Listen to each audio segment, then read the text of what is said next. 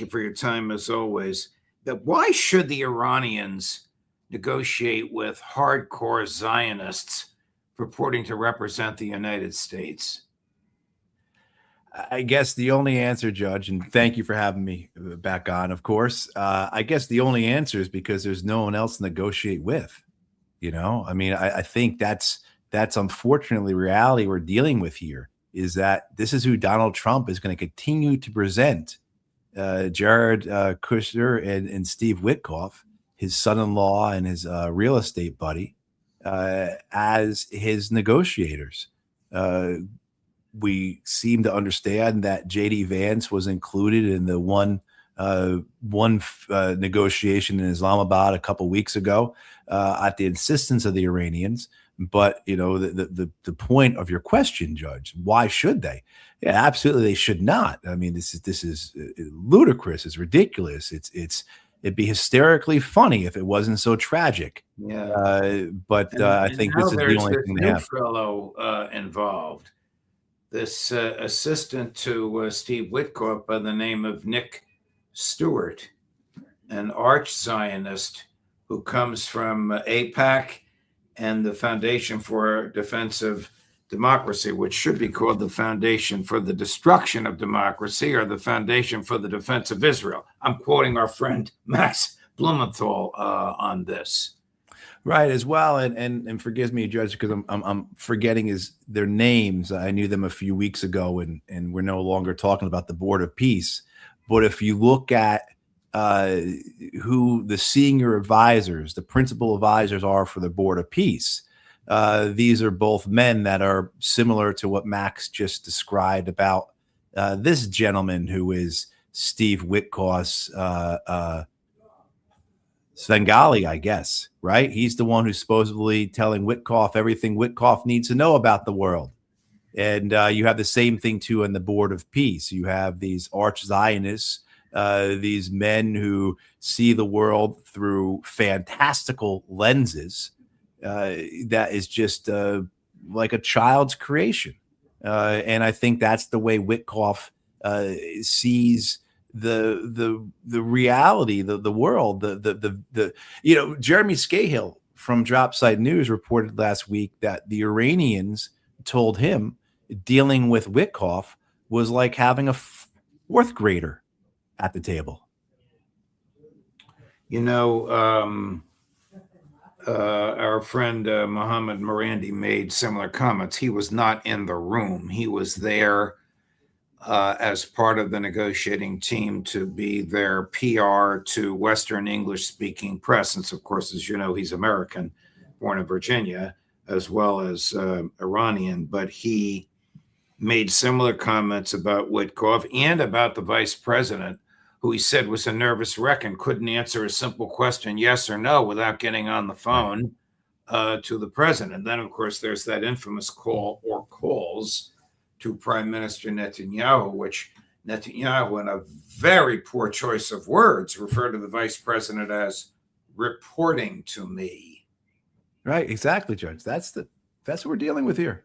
Yeah. This is 2026. If Trump caves, let's say Trump caves because he loses his appetite for war or domestic politics is really looking bad for the midterms, what will Netanyahu do? The Israelis can't defeat, unless they use a nuclear bomb. The Israelis can't defeat Iran on their own. Iran would crush them. Is that not the general understanding of the relationship between the two?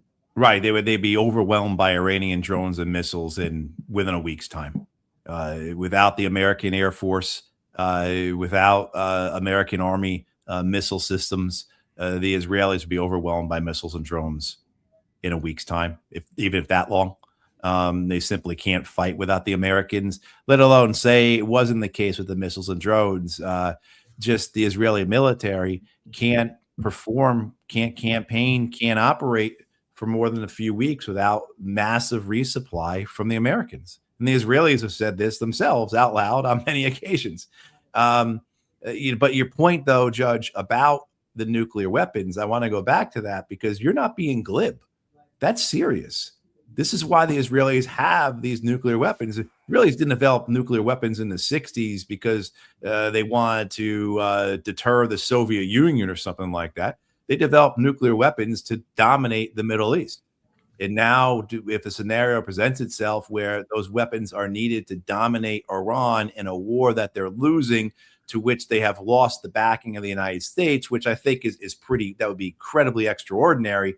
But this danger of the Israelis using a nuclear weapon is something that cannot be dismissed. It's something we have to take sincerely. And it's, again, the reason why the Israelis have the nuclear weapons in the first place.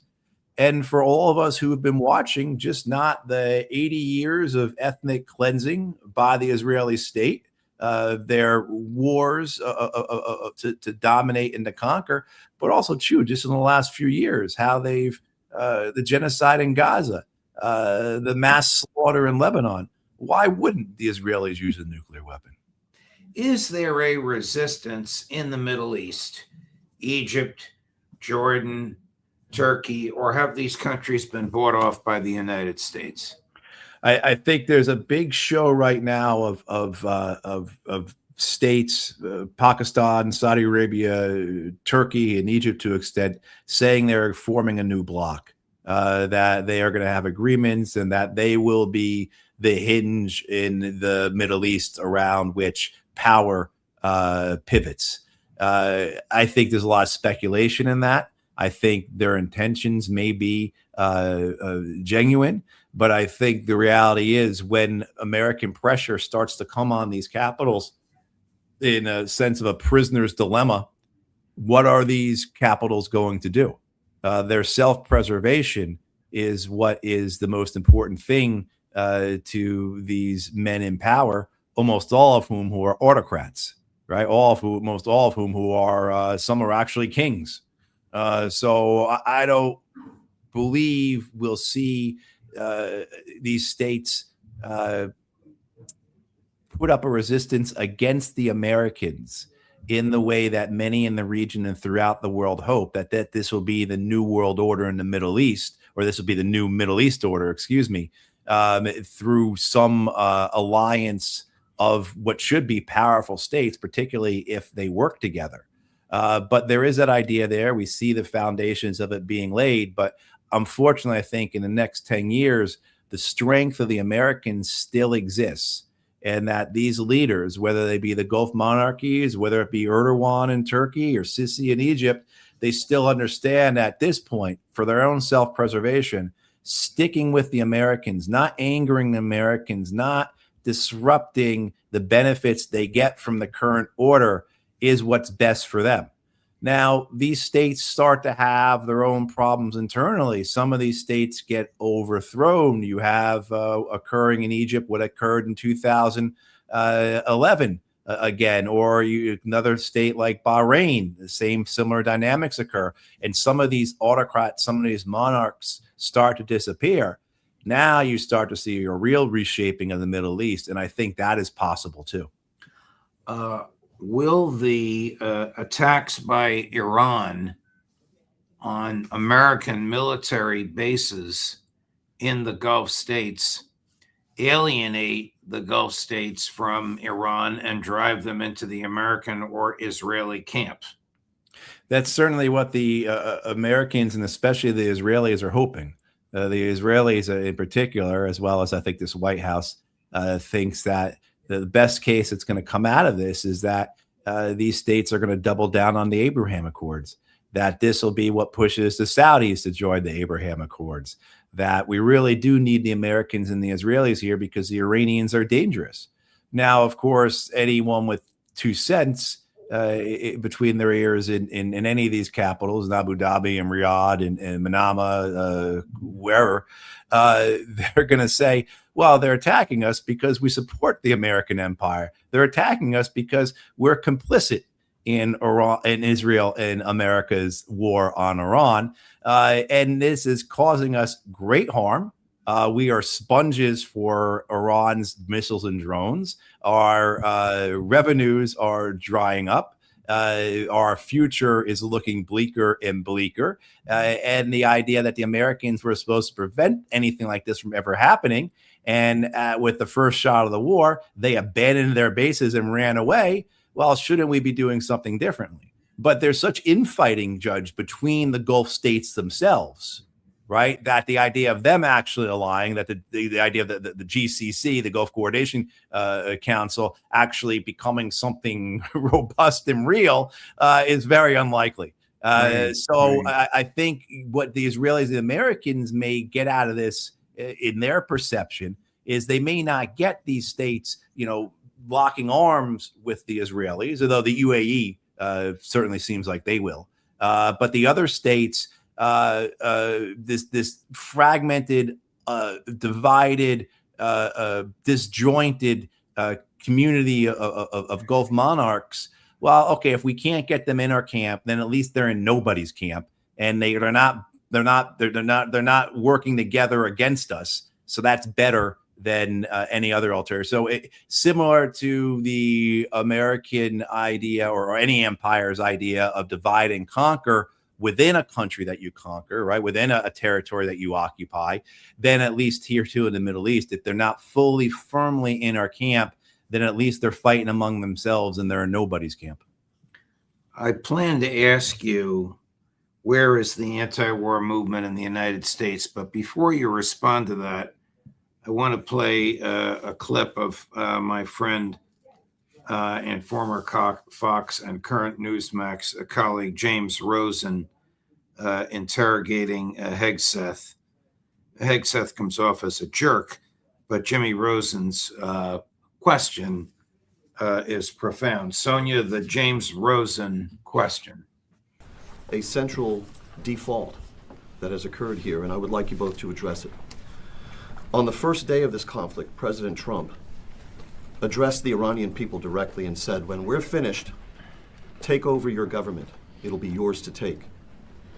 And then on the seventh day of the conflict, in a Truth Social post, the president said, quote, there will be no deal with Iran except, all caps, exclamation mark, unconditional surrender. What happens to that pledge to the Iranians? And when did the president decide to capitulate on his demand for unconditional surrender? Well, James, I wouldn't. You started out nicely, but you ended exactly where we knew you would end. The president hasn't capitulated on anything. He holds the cards. We maintain the upper hand, and Project Freedom only strengthens that hand. And so he will ensure that whatever deal is made or whatever end state is reached creates ensuring that Iran never has a nuclear weapon, which is number one, and he's been focused on that, and the deal and discussions are centered on that. And what the Iranian people take advantage of after the fact is up to them, and he's been very clear about that. And maybe you do it now, maybe it happens later, but ultimately he's also been clear, we're not going to entangle this into some nation-building project. Our objectives are clear. They've been pursued from day one. Hopefully the Iranian people take advantage of that because they're being taken advantage of by this regime. As you know, 45,000 Iranians, innocent Iranians, killed before the outset of this. That's what this government does, kills their own innocent civilians. Getting out from underneath that is going to be a challenge of the Iranian people, and we certainly hope they take advantage of that. Thank you. Aside from not answering the question, this is really a lot of nonsense. Trump holds the cards? Have you heard anybody make a claim as outlandish as that? Well, he did, Judge, when he said 45,000 Iranians were massacred by their government. That's outlandish, and that's inaccurate, and that's untrue. Thousands were killed in that fighting back in end of December and January, sparked by the United States providing communication systems and weapons to various actors throughout Iran, sparked by Mossad agents being on the ground. As Mike Pompeo told us, but also too, the Israelis couldn't keep their mouths shut in their own press about. I'm glad you said, Judge, he doesn't make any sense, because I'm sitting there thinking, like, am I missing the point here? Because I don't understand what the heck he's talking about. He reminds me of an inarticulate Donald Rumsfeld up there trying to defend something that's incredibly undefendable. This is what we're going to be haunted by as long as this war goes on. Is Pete Hegseth and Carolyn Levitt and others lying to us as this war continues on a path that all of us know where it leads to. Why is there no anti-war movement in the U.S.? Or is Well, there there is. one, but we just don't see it? Yeah, it's more of that. It's more of the latter, Judge. I mean, there certainly is real concerns about the anti-war movement, the way it was co-opted by the Democratic Party, served Democratic Party purposes throughout the Bush years, was betrayed by the Democrats as soon as the Democrats took power in 2006, and still went along with the Democratic Party, was betrayed again by President Obama, still went along with the Democratic Party.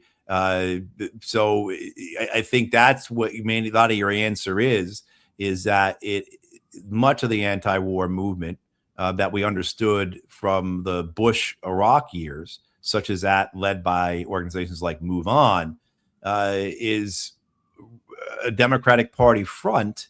And at this point, you have an incredibly feckless and incompetent Democratic Party. So even when well more than 2/3 of Americans are opposed to this war, the Democrats can't get their act together to oppose it. But you do have some real heroes, some of the best Americans this country's ever produced in the anti-war movement that have not been co-opted by the Democrats. Talking specifically, my brothers and sisters and Veterans for Peace, as well as an About Face, the great and courageous people at Code Pink, led by Medea Benjamin and Jody Evans. I mean, so there are those out there doing, God's work, and I mean that honestly. Let's not forget Ray McGovern, who often texts and says, "I might be arrested before I come on your show. If I'm arrested, here's how to find me." I mean, yeah, he's 86 years old, and he's threatening, he's taunting them to arrest him. Yeah, I'm not certain when the last time Ray got arrested was. He's been arrested many times. Yes. He once got arrested before entering a talk by General Davis Petraeus before he even got in the venue. And they threw him in prison in New York City, and he spent the night there. But that's nothing. I mean, he's done 1,000 things like that. Yeah.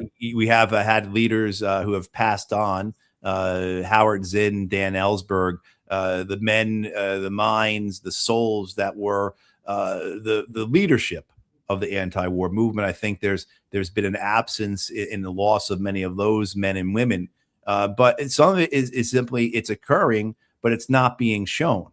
We had a marvelous, beautiful action a couple of weeks ago by Veterans for Peace and About Face, and I think Common Defense was the other group involved, where about 150, 200 veterans got arrested in the Capitol building in a very solemn, sober protest. It shocked many Americans seeing these veterans being arrested. And I don't know if that made the New York Times. I don't think it made the Washington Post. I'm not sure if ABC or CNN or Fox News covered that. So some of it is just simply that a lot of it's not being seen. But, how much of a vocal focused movement do you need when you have, again, well more than 2/3 of the population against this war? What you need to be able to do is turn that into political purpose, turn that into political capital, turn that into some type of political effort. And this is where it gets stymied because we have a two-party system here and there's nowhere for it to go. So I will say this, you look back in the last few years and look at what the anti-war movement has done in terms of educating the American population about Palestine and Israel. And we go back to the fall of 2003 and you see American views on Israel and Palestine. And then over the years, we see how that shifts. And now there's no age group, I think, except maybe the oldest people in the Republican Party. I think they're the only people who have majority support for Israel now in the United States. The rest of the United States, the entire demographic, again, besides the oldest people in the Republican Party, do not support Israel. And that has a lot to do with the anti-war movement. It certainly has a lot to do through the courageous voices we heard coming from Palestine. We saw coming from Palestine, all the testimony, the witness we saw on our phones over the years, the hundreds of Palestinian journalists who were murdered by Israel. We certainly owe that to them. But also, too, we have to recognize that it was the anti-war movement in the United States that did so much educating over the years to get us to this point that now the Democratic Party, it will hang on to it for a while, but eventually it will no longer be controlled by the Israel lobby as it is now, because they'll continue to lose elections. They've got to get rid of the Jeffries and the Schumers, and they've got to let these people die out. But eventually, when the Clintons and the Wasserman Schultz and the Steny Hoyers are all gone, there will be a different Democratic Party, and it will not align with Israel because the American people will be against it. Now, will that make any difference in our policies? I don't think so, because again, we have a two-party corrupt, legalized bribery system of government that's entirely gerrymandered, but at least the party will not represent those views as it does now, which are the views of Israel and its lobby. Here's another question to Secretary Hegseth from Liam Cosgrove of Zero Hedge, and here's another non-answer. Sonia. Last question. Thank you. Liam Cosgrove with Zero Hedge. In recent weeks, both Israeli Prime Minister Benjamin Netanyahu and Israel's head of Mossad have stated their intent not to cease combat with the Iranians.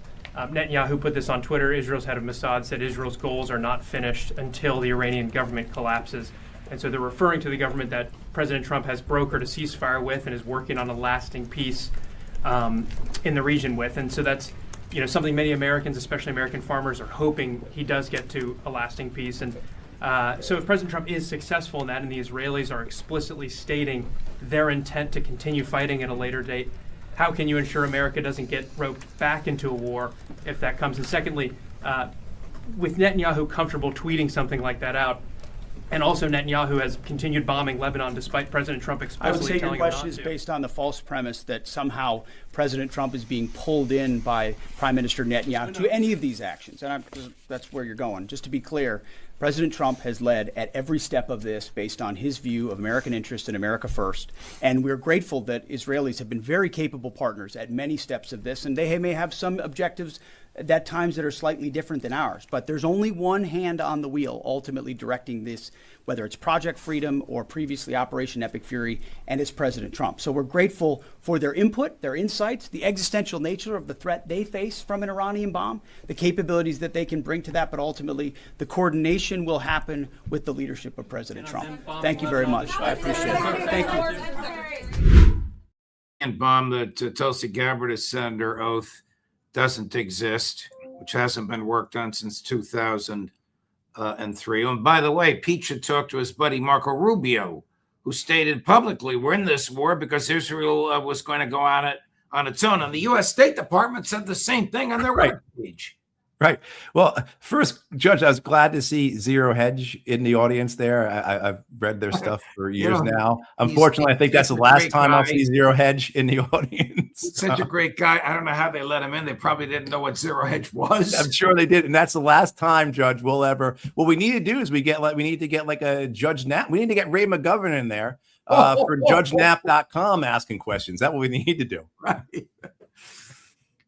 But all Hegseth did was ridiculously lavish praise on his boss. He can't answer those questions. Yeah. This is what all of us, I think, had in our stomach the first time we watched one of the cabinet meetings, back at end of January 25 or early February 25, when they were showing the cabinet in action, and just the sycophancy, right? That just there's nothing but yes men and yes women there. And this is what you get. This is the reality that we were all feeling at the time of what is it going to look like? How are we going to have to deal with this? And here we are now. We have this, I don't even want to try and describe him, but he's in charge. He's in charge. And no matter what Dan Kane, no matter how good of a general he is, no matter what his position, he can only do so much. He should resign is what he should do. But yeah, I mean, these non-answers that we're seeing, this word salad, this jumble of nonsense coming out of this man's mouth, he's not obfuscating. He's not trying to dance around the question. He's trying not to be dismissive. He simply doesn't know. His nonsense, his verbosity, his however you want to describe this, It's not a tactic. It's not an act. It's the reality of Pete Hegseth. He doesn't know what he's doing, and we see that when he's behind the microphone like that. Wow. Matt Howe, great commentary as always. Thank you, my dear friend. And if you talk to your buddy and neighbor, Ray, tell him not to be so laid back.